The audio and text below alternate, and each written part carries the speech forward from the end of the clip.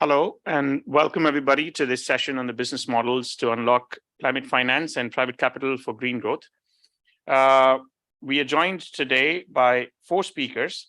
We have Sam Cheap, who's the Deputy Team Leader working on an ADB project, particularly looking at his programs in Cambodia. We're joined by Laila Davies from OECD, who's going to be talking about addressing the financial system's understanding of the financial materiality of water-related risks.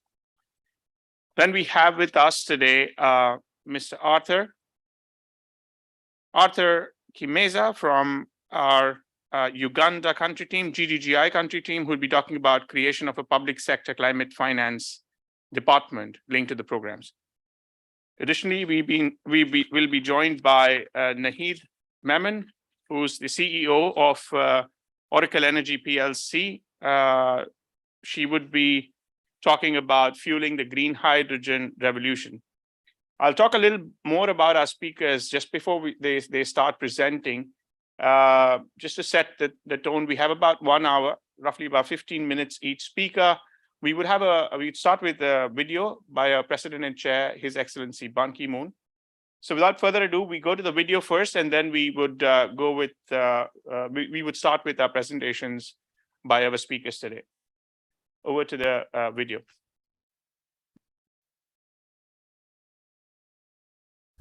Your Excellencies, distinguished guests, ladies and gentlemen, it is my great pleasure to welcome all of you to the 7th Annual Global Green Growth Week. I speak to you today with a sense of urgency because our one and only planet is facing a crisis of unprecedented proportions. The theme for this year, fast-tracking transformative climate action, underscores the grave and urgent situation. For many years, I have been emphasizing a simple truth about the climate crisis. There is no plan B because there is no planet B either. The opportunity to save the planet is not for the distant future. Now is the time. We need everyone to join and help tackle the climate crisis, and the policies and solutions need to meet the urgency and severity with boldness and innovativeness. The year 2023 was marked yet again with record-breaking temperatures and severe weather events. To keep global temperatures below the 1.5 degrees Celsius threshold and avert the worst, we must act swiftly and boldly.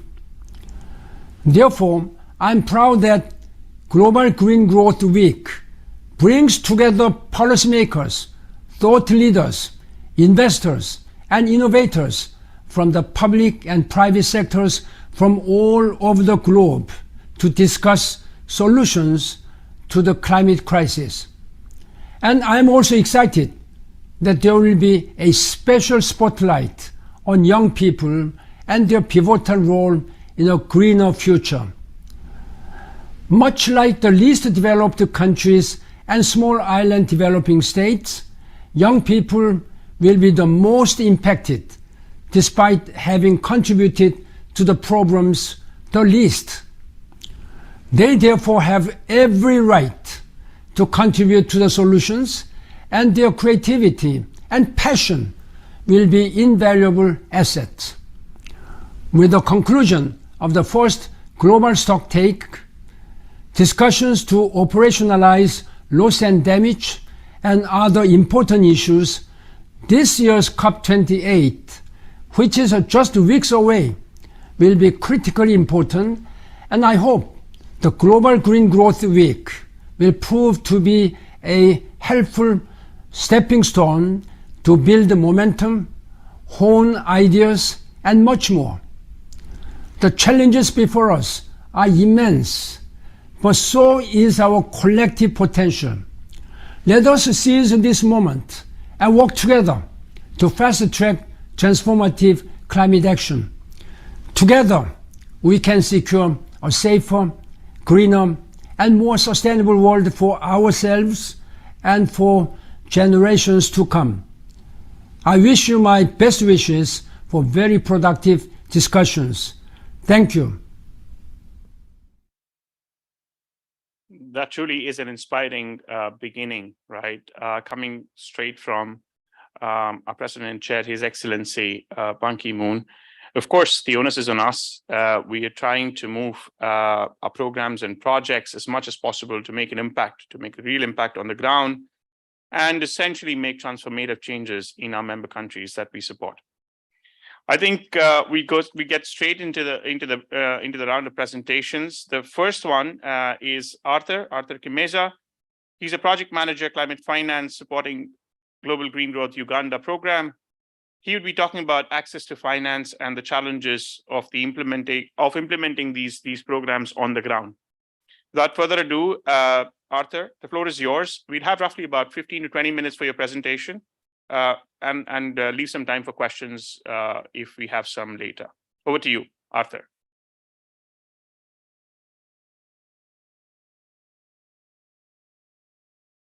Hi, everybody. I wonder whether you can see my screen now. Not yet. No.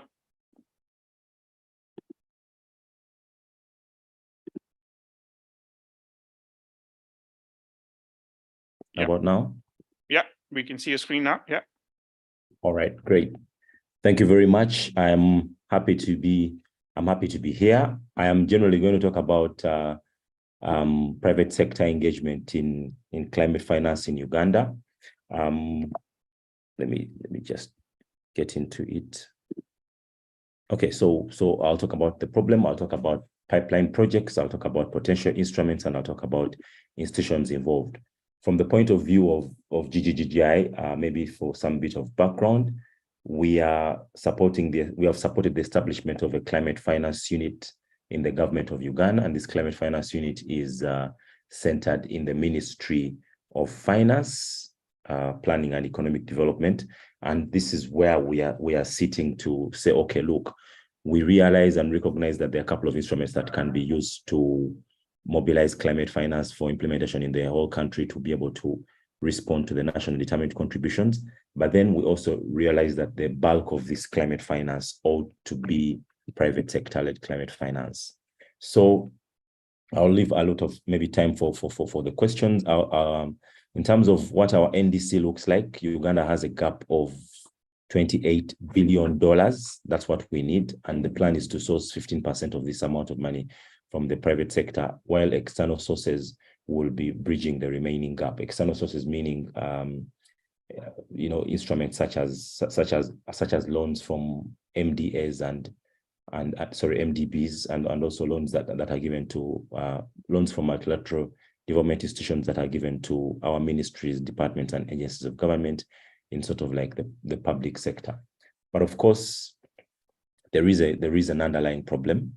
There is more grant funding available than the concessional funding from the private sector in climate finance, and that most of this grant funding is really very, very tokenistic amount of money. Private institutions are also not able to access money because many of them don't have requisite information and guidance on how to meaningfully engage in climate action and in climate financing. And there's also limited climate action to provide financing for the activities that are focused on climate action. Now, in terms of the kind of projects that we already envision, the kind of huge projects that are available in Uganda. Maybe what I didn't tell you that Uganda is astride the equator, and it's in Eastern Africa, so we have a huge potential for hydropower.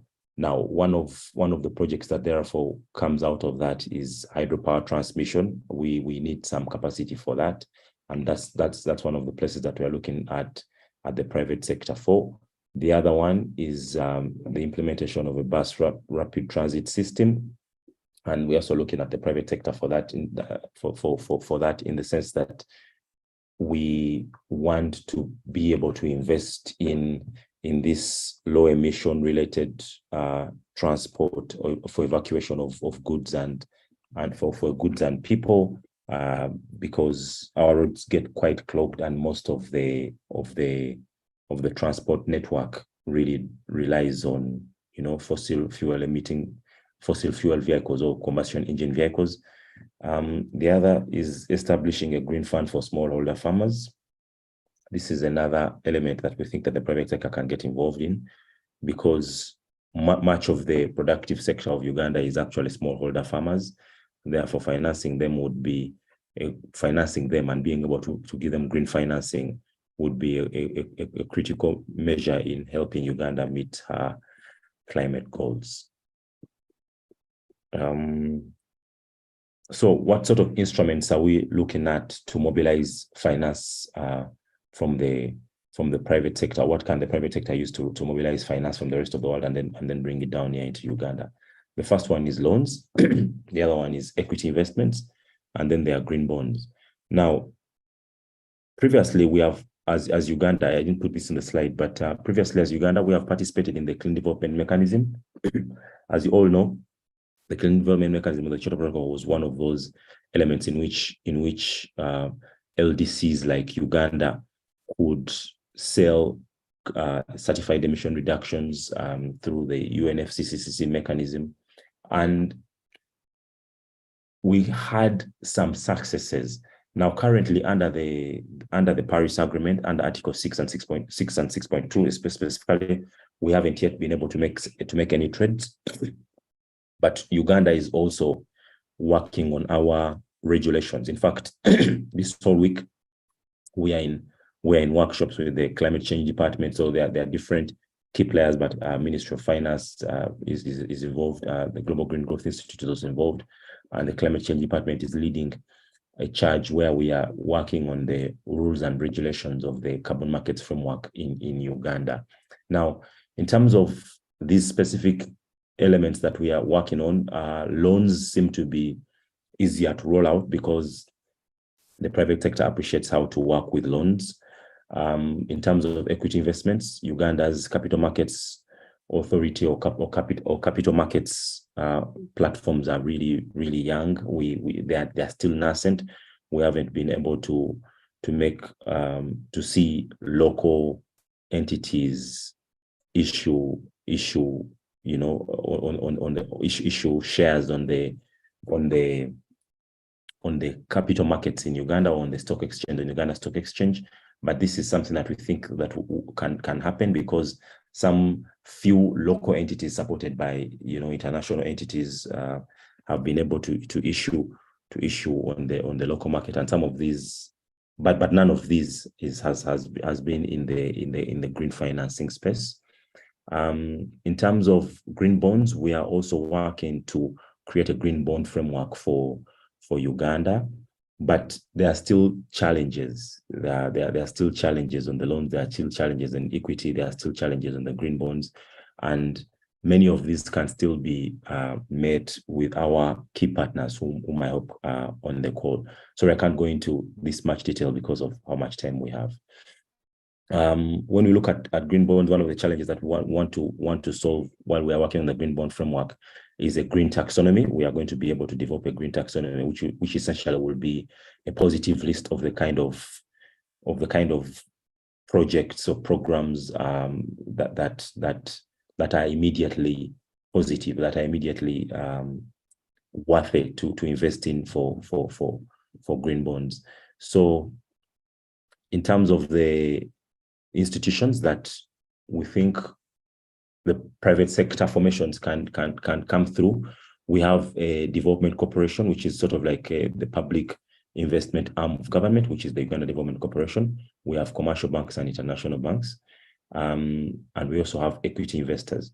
Now, in terms of commercial banks, government of Uganda also owns some commercial banks, and one of them, which is the Uganda Development Bank, is already on the pathway to becoming a direct access entity of the Green Climate Fund.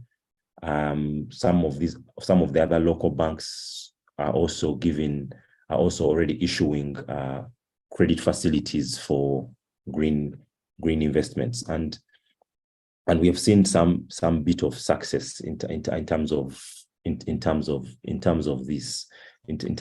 the investment in green investments for Uganda, and these have been largely on small agricultural projects where smallholder farmers have been able to get some funds for adaptation. So, for instance, for irrigation and so on.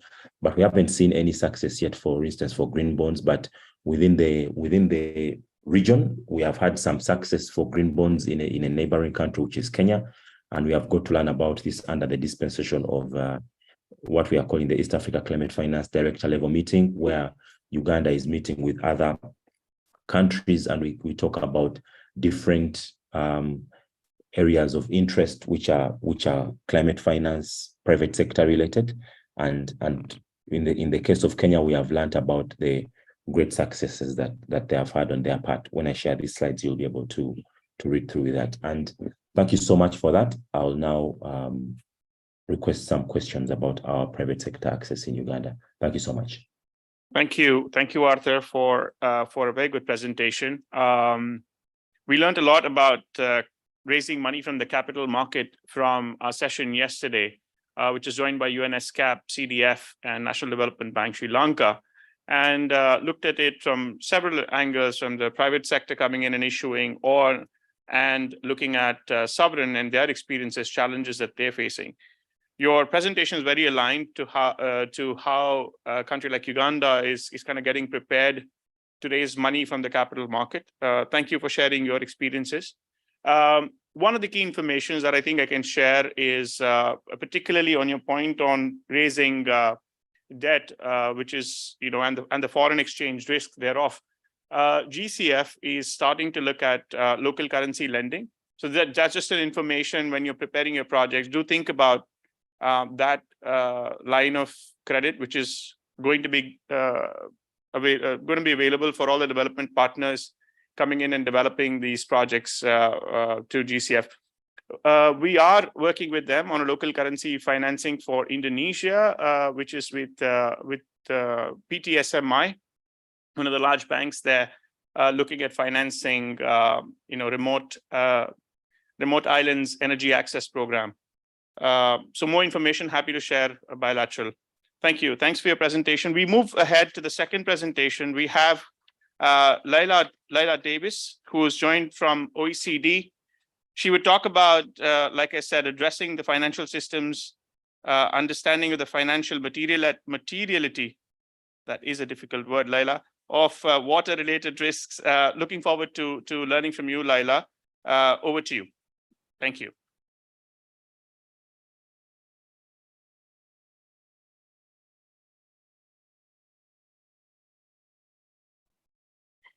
Thank you very much for the introduction and for the invitation to speak in this event. I believe you can see my slides now. We can, Laila. It would be great if you could make this full screen so that everybody could see the full slide. There we go. Brilliant. Yeah. Good. Okay. So my name is Laila Davis, as you said. I am from the OECD, from the Environment Directorate, the Climate, Biodiversity and Water Division. And my team specifically works on water finance and assessing water-related risks in the financial system. So this topic, assessing the financial materiality of water-related risks, and this is it is a hard word to say, really looks at how the financial system understands water-related risks as a lever for decision-making. Because the financial sector does have a decisive role in contributing to water security or exacerbating water-related risks. But the financial sector also has a good interest in understanding these risks because they can be different actors can be materially exposed to water risks.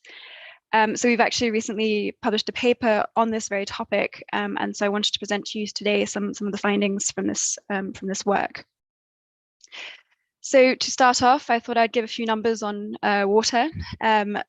So first of all, quite a striking number is that in 2021, there were $82 billion in losses from flooding alone. from just flooding in that 1 year, and this is according to reinsurance companies. And of that, only 20 billion was actually insured, which means that a large share of these losses were actually uninsured and borne by governments, corporates, and individuals. Another number from the CDP data is that $392 billion are at risk from water-related risks, as disclosed by companies disclosing to CDP. More CDP data, also notes that 13.5 billion in assets are already being stranded due to water-related risks, and another 2 billion is at risk, and this was reported in 2021.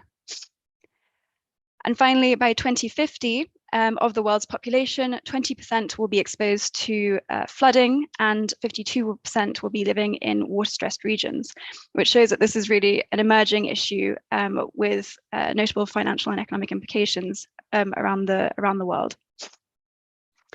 So water really is a key pillar of a key factor within climate change. Water really, so climate change is a large pressure on the hydrological cycle, and this is in fact one of the most important channels through which climate change manifests, notably through droughts, heavy precipitation, extreme weather events, including flooding and storms. In fact, 90% of all natural disasters are water related. And the frequency and the scale of these disasters events are increasing with corresponding economic losses. Some examples include the US in 2020, where there were 22 billion in damages caused by drought.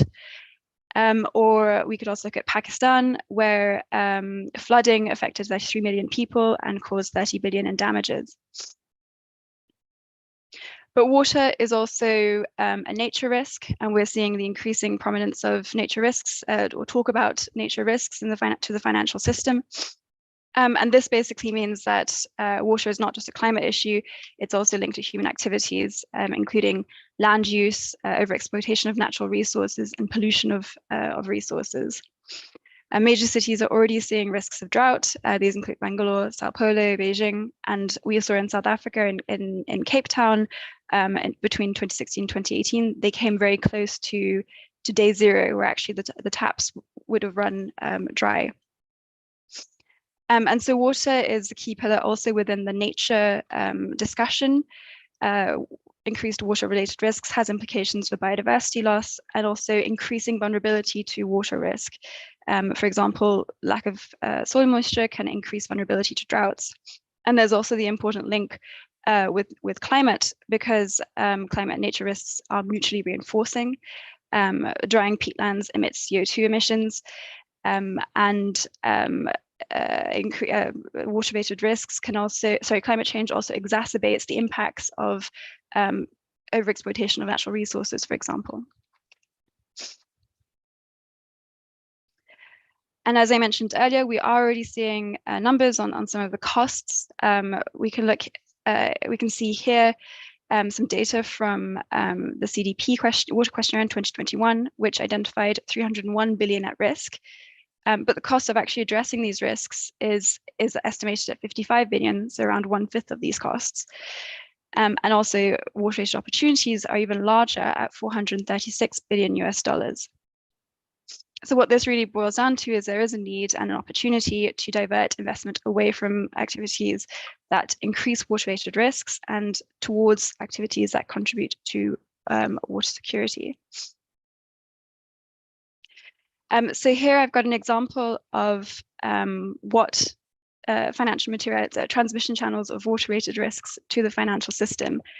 But maybe before I jump into that, it might be useful to stop on the term financial materiality, which may be very well known to many of you or not. But this term originates as an accounting principle. And basically, it's when a risk could impact on the judgment of an investor, then it would be considered financially material. But this idea of impact or of materiality really is subjective, because it depends on the specific circumstances, the relative impact of the risk, and also the mitigation measures which are in place to reduce these impacts. So not all risks, I think the main point there is not all risks are material in this sense. So here I have a figure of transmission channels, how risks move from the actual risk itself towards the risk of an impact on the financial system.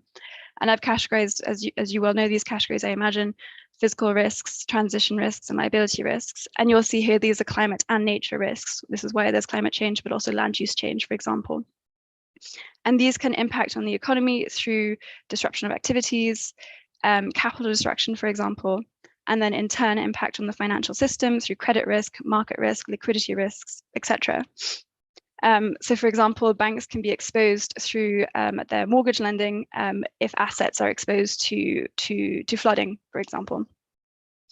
So this really, again, brings back that point that there's an important reason for financial institutions to understand their exposure to water-related risks, but also within this understanding, there's a potential for financial institutions to be engaging with corporates to be mitigating these risks and also investing in opportunities which can contribute towards water security.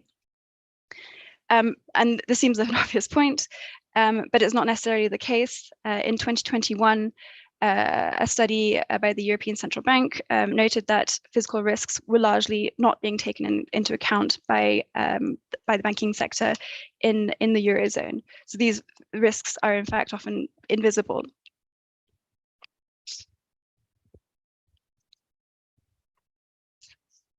Okay. So data really is the first step to understanding these risks. And this means data on water usage, wastewater management, water stewardship. And these can help corporates understand their environmental impacts and also the financial materiality of risks they're exposed to. And it's important to understand that there is an interrelationship between these two, because unlike a lot of climate change, carbon emissions, which are a global issue, water can actually be very localized. So the actions of a corporate in its specific area can have a direct implication on exacerbating their own risks. So it's important to always highlight the duality between those two. And so there is increasing disclosure, I'm sure you're well aware of this, which is helping us converge towards more consistent disclosure, more comparability, and more rigorous standards.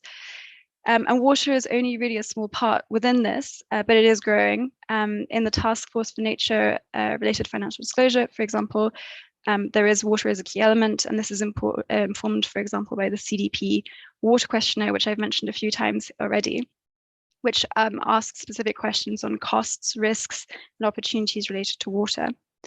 And this increasing consistency on data is really critical for helping identify new opportunities and also identify risks related to water.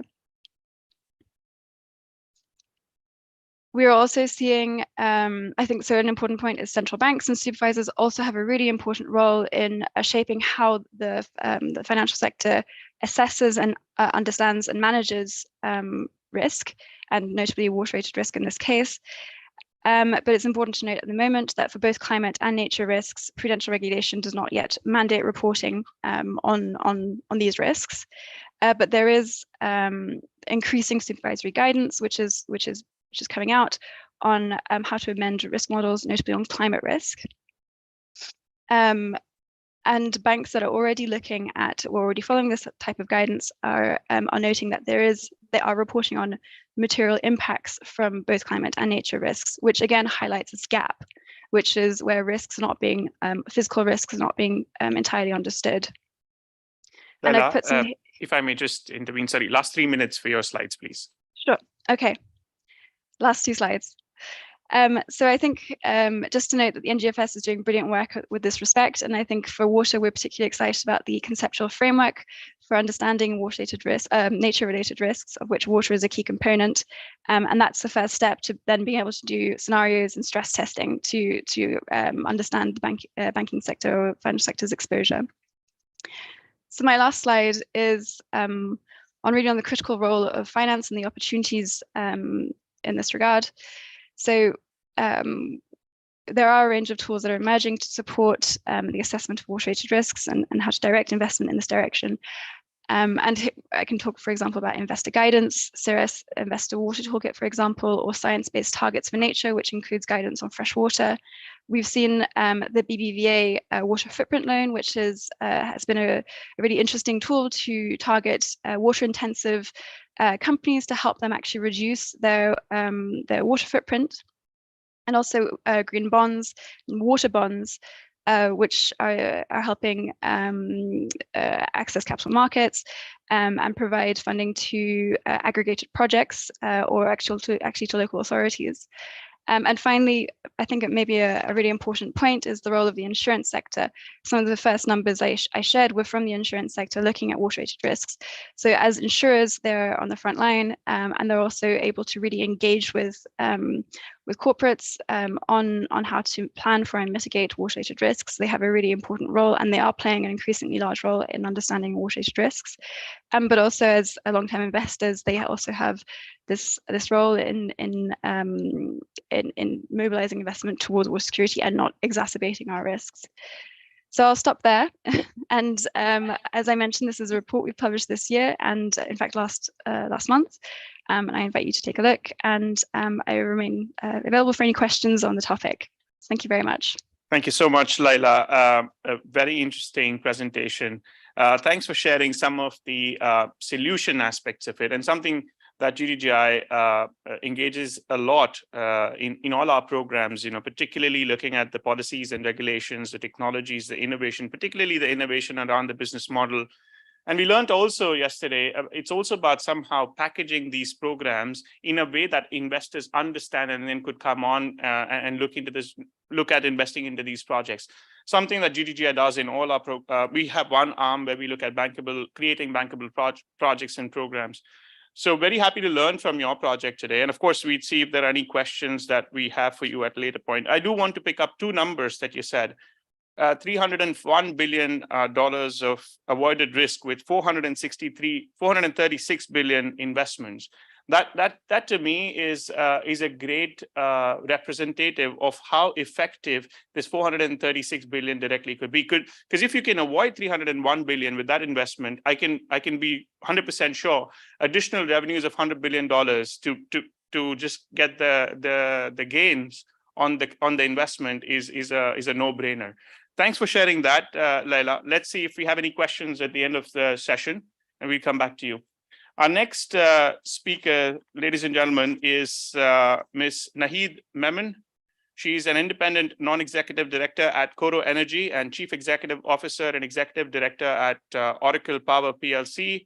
She's on the board of directors at Coro and also Tata Cement Co. Limited and King's Apparel Industries. She was previously employed as a chairman by Sindh Board of Investments and a chief executive officer by Advishya Consulting Limited and a CEO by Manzil Pakistan. So we have an esteemed speaker, and we learned from her about probably the largest program in green hydrogen in Pakistan, where she's spearheading she's taken the challenge on herself and taking it on the private sector and trying to move the needle in the context of Pakistan. Naheed, the floor is yours for your presentation. Over to you. Thank you, Gulshan, and hello, ladies and gentlemen. Thank you to GDGI for giving us an opportunity to share, as you pointed out, not just the, I guess, the largest, but the first green hydrogen project that we are now developing in Pakistan on this scale. I will just, hold on, sorry.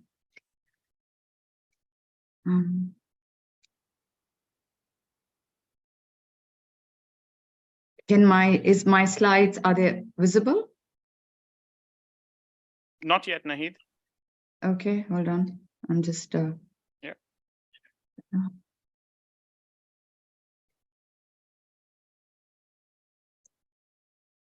Oh, what's going on here? Yep.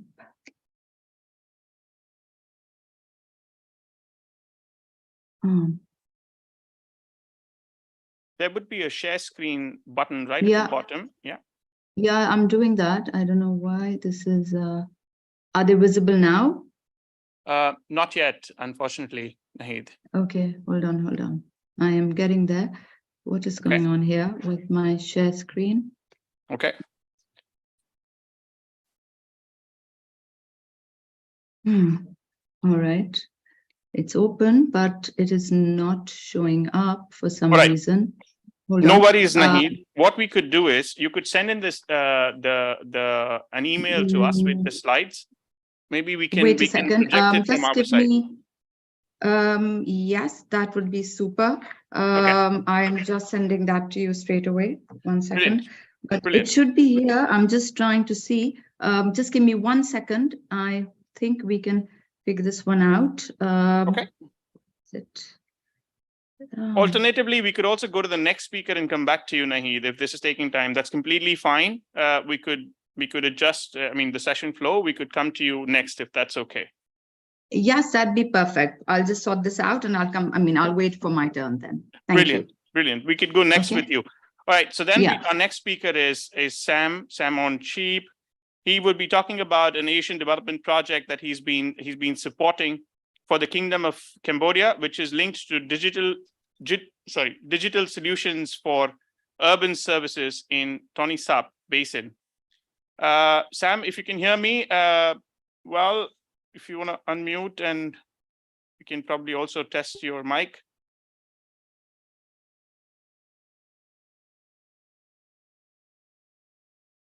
Sam, can you hear me?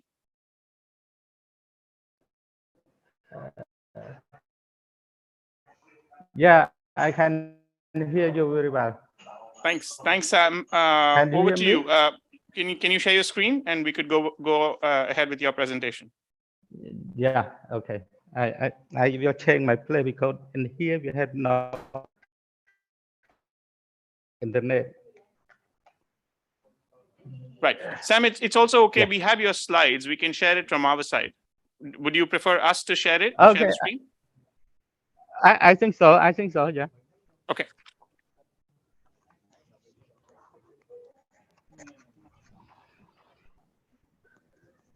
Right. The floor is yours, Sam. Yeah. Yeah. This one. Yeah. Thank you so much. My name is Samuel Chiep. I'm a Cambodian people, and I am a consultant for the ADB and the World Bank project. But for this presentation, I will present to you about the ADB project. We call it the Task Order 2.2 in Cambodia. And this one we will talk about the solid waste management in Cambodia and the waste water management in Cambodia. This one project is supported by the ADB, the Asian Development Bank project. But right now we just start to work for the a few province. One is the Kampong Chhnang province, and second one is Posat province. But the other province we still working on also, but it's not just start very well. We just starting for the mobilization. So for this project, we focusing on the city. It's not all the district in the each province. So that this is very important to start with the green city in Cambodian and clean city in the Cambodian. And right now the project we have to thinking about the integrated building payment system. The integrated billing system is very important for people to be understanding. In this integrated billing and payment system, we divide into parts. One part is billing system. In the billing system, we had customer information, and the customer information, we had to register all the customer in the city of both Kampong Chhnang and Posat province. And the service information, this one, the project and the municipality office had to provide the information to the customer very often. And then the customer can be understand. If they do not understand, they can contact to the municipality project officer or deputy municipality governor. To produce the bill, yeah, this one, the picture that I saw on the right hand is the bill that we will give to the people to pay for the using like the solid waste management. And solid waste management is very important one to let the people to understand about the payment, because we had the truck to collect the rubbish every day, every time, and the truck we had to put the GPS. We can know the truck that go to collect the rubbish from individual household. And then we still thinking about the revenue also. We collect the revenue. When we collect the revenue from the customer, and the customer provide to the municipality, and this one is people or customer can pay through telephone or through bank or through microfinance, and everything that they can connect to the project account. And then the cost recovery, we can understand that the revenue that we collected from the customer, we can cover the operation and maintenance for the project or not. And this one we had to thinking about that, and also we had to thinking for the future, so that the future is running for the budget revenue, to including the personal staff and the other people. And then the roadmap, this one, the roadmap that we can say 3 steps. Step 1 is 2 months, step 3 is step 2 is 2 months, step 2 is 8 months, step 3 is 2 months. And then this one, we had to establish the platform we call the Samram platform, that we provide the technical assistance as the IT people to be used for the billing, integrated billing and payment system. And this one, the first one, the platform, they had to collect the data. Data collection is very important thing, but right now we can use the online data collection. And the second one is the concept development, and this one we had to provide the concept to the municipality, provincial governor, and the ministry to be understanding about the concept of what is we want to do and how can we do it. The concept, and then if we understand each other, we can validate the concept to be understand altogether and issue to the stakeholder. And if we have any problem, they're thinking about the solution development also. If the people complain about the truck cannot collect the waste product from the individual household, they can complain to the municipality. And then the minimum product that we thinking about that. The first one we thinking about the only the city, inside the city, not outside the city, because in the city it's very important to people, because the people living a lot of household. And the last 2 minutes for your slides, please. Okay, we can continue. And then and then the solution for the implementation is very important also. And then we can consider for the other solution if possible. Could go to the next, please. Yeah, this one is the roadmap for the city.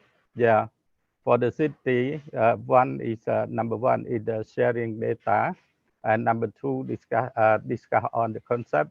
Number three is validation of the final concept, and number six is support scaling up of the project if we can expand the project to the other districts.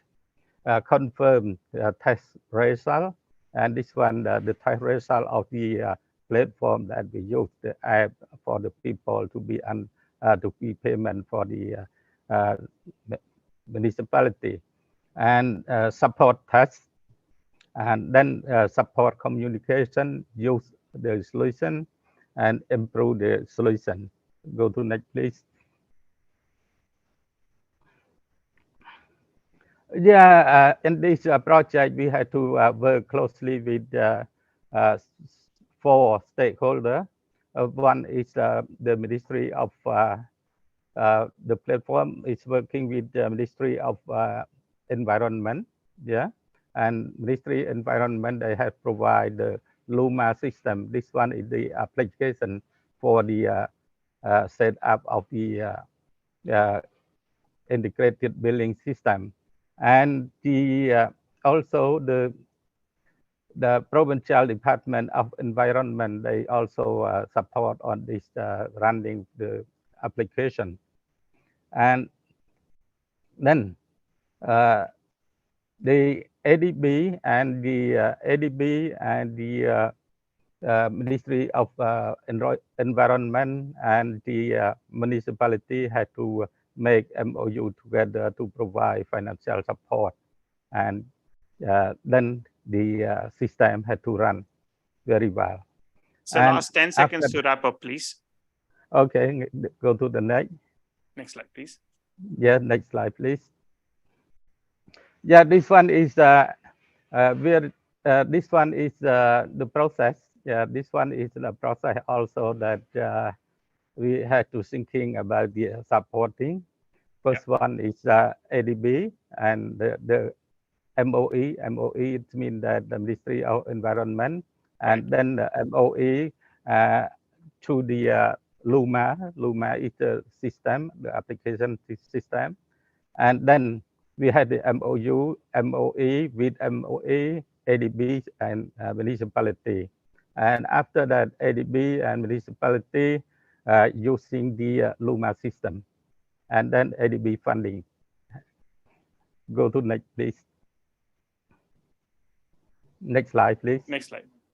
Yeah. So last probably wrapping statement from your side before we can okay. presentation. Yeah. Okay. So the progress up to date, I want to clarify on this because right now we on the way. Yeah. Preparatory work, and this one the first step, and the second step is MOE planning, and the third step is SAMRAM deployment. This is the step that forward for us to development, and then go to the next, please. Yeah, this one is I guess, sir, in the interest of time, I guess we might have to shorten the slides to run through. Maybe just a last sentence from your side as a wrap-up statement, please. Okay. Yeah. The general update, this one, the activity and the key progress. We think that we have confirmed that the SAM and software is already is already in place and installed. Yeah. And the second one is the people are aware of the progress made with the establishment of the steering committee. And the third one is the people awareness of the interministry ministerial in place. Yeah. Interministerial committee to establish it. Yeah. And the fourth one is to identify the step to allow our project to reach its objective. Yeah. Well, this is brilliant, Sam. I think this is a great learning. And firstly, congratulations that this has been approved with by the Ministry of Economy and Finance, and that ADB and Mott MacDonald have come together, kind of making this business plan. I think the model that you set on integrated billing system is a very important one. And the key piece really is to have the data at the front end, the data where the billing needs to be generated, and to provide a cushion where, you know, the bills are not being paid, and how does that fit into the entire financing scheme. But very well understood. Thank you so much for your presentation. Great learning. And we'll see if there's any questions coming to you after the session. Okay. I think we're ready with Nahid's session. Thank you, Nahid, for being on standby. Over to you. I think your slides are up. Yeah. Lovely. Thank you very much. Will you be? Yeah. Okay. Perfect. Thank you, Gulshan, and I apologize for that little hitch that we just had.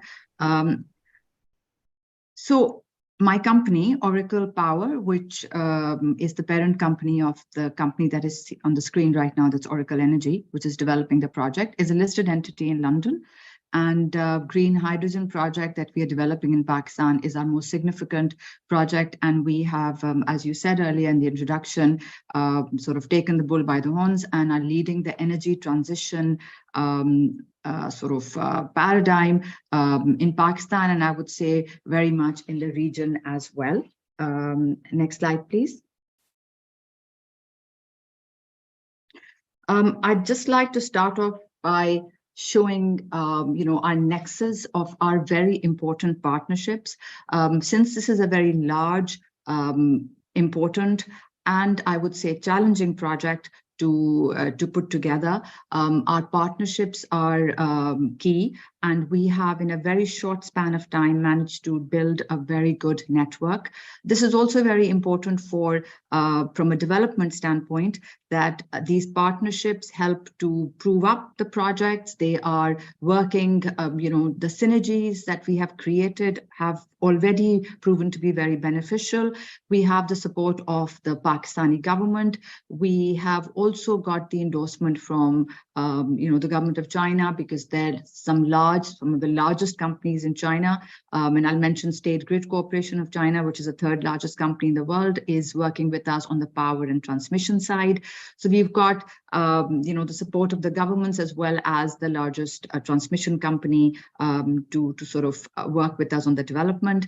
On the technology side, we have ThyssenKrupp with us. ThyssenKrupp has just worked on our bankable commercial feasibility study for the chemicals, hydrogen and ammonia. We've got a certification, one of the best certification agencies with us working on the certification aspects. With respect to our knowledge partners, we're grateful for GGGI for the support it gives us, as well as we also sit in a very important room, I would say, as we are partners and members of the DII, which is a energy alliance in the MENA region.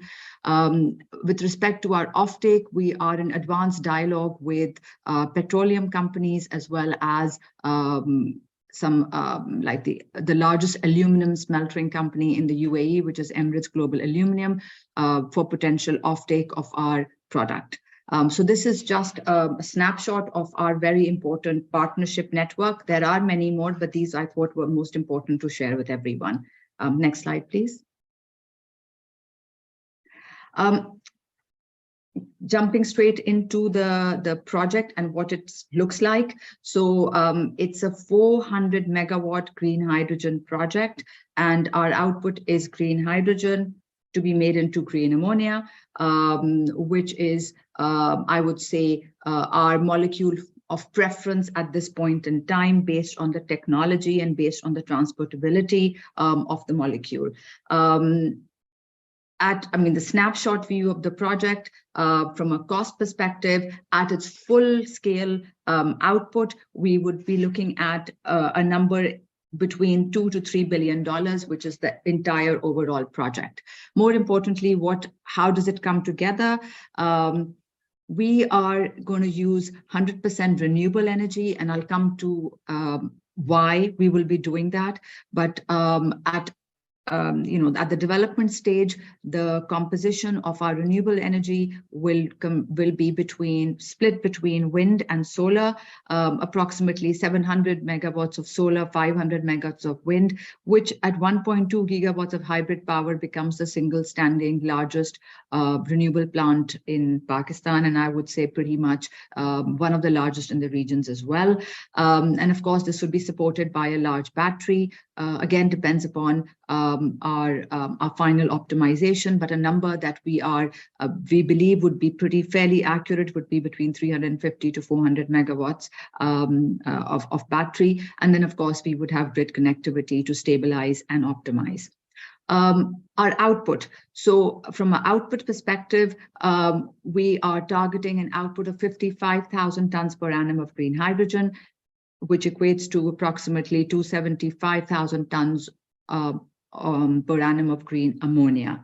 In terms of carbon emission savings, which is very important also because it provides the subsidy and financing as well as the support that we need internationally. And we would like to really flag this, that we are looking at full production at a carbon reduction potential of 500,000 tons per annum, or 500,000 carbon credits associated with our project annually, which is fairly large and can feed into the sort of offsetting market, or depends upon what the model is, but that is our target at full potential. Next slide, please.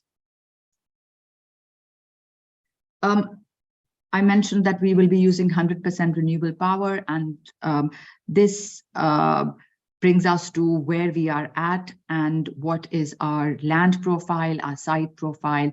So we've acquired 28.3 square kilometers of land in one of the most lucrative wind corridors in the world, I can say, where the wind speeds are, around 8 meters per second, and more than 1 gigawatt of wind and solar power plants have been already commissioned in the vicinity and in the wind corridor that we are going to develop our project in. And the full-scale capacity of the wind potential in this corridor, based on the World Bank certifications and endorsements, is more than 50,000 megawatts. So this is, as I said, a very large wind corridor. We are also very close to water bodies, fresh water sources, and so that makes for a very viable production site. Pakistan is very well strategically located, and from a transportability point of view, bankable transport point of view, we are situated between 6,000 to 10,000 kilometers, I would say even less than 6,000 of the largest markets for green hydrogen. Where you are, the GGGI office in Korea. Korea is a very big market. Japan, China, the entire region, as well as going up to Europe. We are very well located. And according to the 2022 Hydrogen Council report, and there are other reports also which point to the same thing, IEA has also confirmed a similar result, that Pakistan sits on the lower side of the global hydrogen cost spectrum. So which makes for a very viable and commercially viable situation for us with respect to the project viability and its commercial feasibility. So this is where we are. Maybe we can keep to last 1 minute, please. Oh, okay. Next slide. Yeah. All right. This is the project site. Just last point, very close to the port, only 30 kilometers from the port, which will make for our export. Next slide. Development milestones, we're very well advanced and completed all our studies. We expect to reach COD in 2027 at full operational capacity. Last slide. Technology considerations, we have looked at all the various technologies. We are leaning towards the alkaline electrolysis because it is more mature, has been around since 1960. However, we are open to other considerations if they are commercially viable by the time we are at full capacity or to scale up. Next slide. My final slide, and I'll just take 30 seconds. This is how we plan to begin. We plan to start off with a 20 megawatt demonstration project, which will allow us to prove up the full-scale project. And during the demonstration stage, we will also consider other green molecules such as e-ethanol, e-methanol, gasoline, e-sustainable aviation fuel, etc. And this is something that I would like to pitch and flag, that this is how such a large project will get going. And the requirement for setting up a project like this, call it pilot, but more of a demonstration for a large project, is something which is very, very viable in the first instance, and the total cost outlay for that will not be more than $6 million. This is what we are aiming to do at the initial stage, and we are in conversation with some DFIs and other investors to actually come straight in and set this up. And we believe that this would be the first step of setting up one of the largest green hydrogen projects in the region, which would feed into the energy security of many countries in the region and beyond. And of course, we are very open to not just doing green ammonia, but as I mentioned, we will also look at other green molecules, which might be more in demand as we proceed. So this is where we are at, fairly advanced. And next year, we hope to achieve financial close by the end of next year. And we are in advanced conversations with our off-takers and other partners, which play a very key role in our development matrix. Thanks, So Naheed. Thanks. Without a much. doubt, you were definitely, getting the bull by the horn. Without a doubt, with your experience, also connecting the dots, your experience in the energy sector, in the investment, and then also in the cement space. So congratulations to the amount of effort that has gone in creating those very robust partnerships.